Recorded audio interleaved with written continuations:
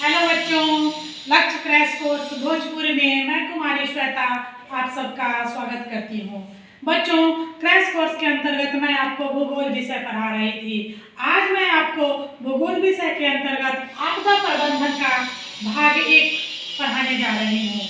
बच्चों, चैप्टर शुरू करने से पहले मैं आपको बता दूं कि आपदा प्रबंधन से सिर्फ लघु स्तरीय प्रश्न पूछे जाते हैं जो अक्सर 2 या 3 नंबर के होते हैं। इस चैप्टर से आपको दीर्घ स्तरीय प्रश्न नहीं पूछे जाएंगे।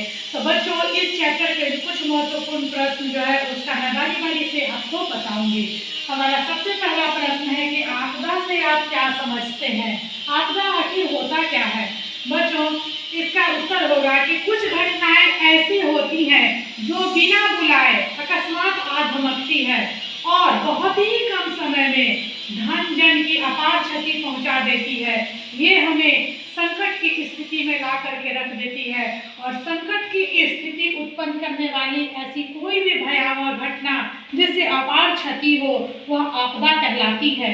दूसरे शब्दों में हमारे सामाजिक और आर्थिक जीवन को भारी खतरे में डालने वाली कोई भी अकस्मात घटना जो होती है वो आपदा कहलाती है।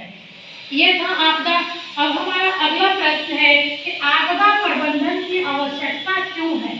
क्यों होती है आखिर आपदा प्रबंधन की आवश्यकता?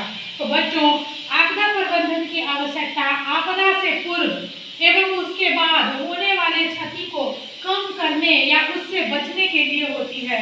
प्राकृतिक आपदा या मानव निर्मित आपदा इत्यादि के घटित होने से अधिक मात्रा में जैविक अजैविक संसाधनों का नुकसान होता है। इसी संदर्भ में लोगों को विशेष प्रशिक्षण देकर उसके प्रभाव को कम करना ही आपदा प्रबंधन कहलाता है। यानी कि कोई भी घटने वाली जो आपदा आती है जिससे अपार क्षति होती है उससे बचने के लिए जो व्यक्ति को पहले से प्रशिक्षित किया जाता है वही आपदा प्रबंधन कहलाता है। हमारा अगला प्रश्न है बच्चों कि आपदा प्रबंधन क्या है?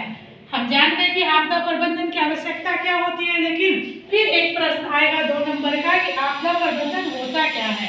बच्चों, इसका उत्तर होगा कि आपदा चाहे जिस प्रकार की हो, यदि इससे धन जन और संसाधनों की अपार क्षति होती है तो आपदा ही कहलाती है और इस संभावित अपार क्षति को कम करने का उपाय करना ही आपदा प्रबंधन कहलाता है।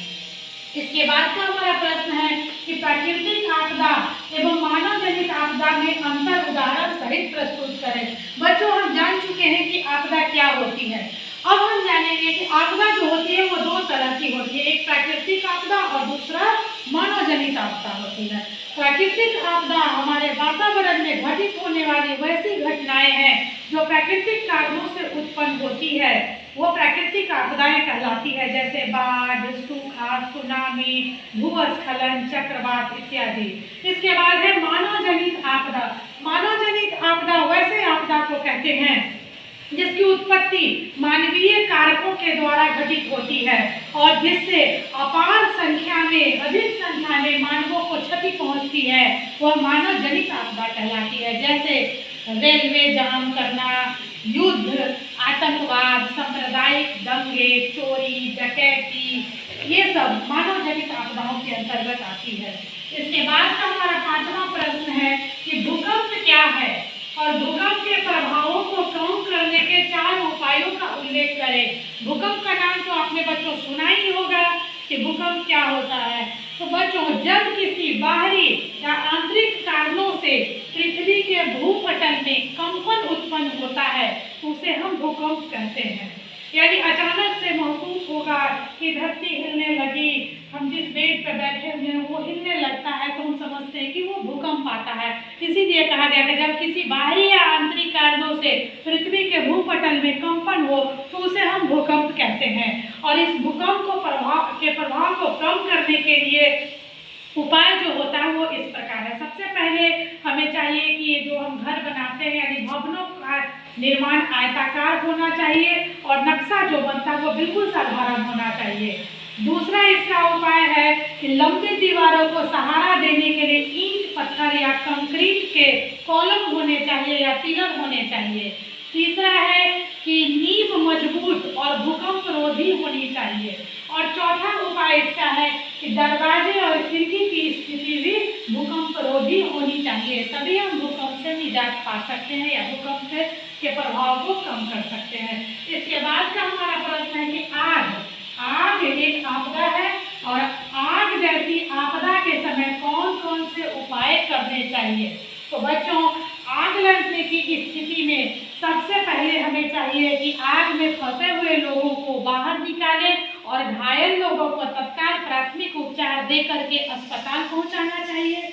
फिर प्राथमिक उपचार में करना क्या चाहिए बच्चों, तो सबसे पहले जले हुए स्थान पे ठंडा पानी डालना चाहिए, बर्फ से उसको सहलाना चाहिए।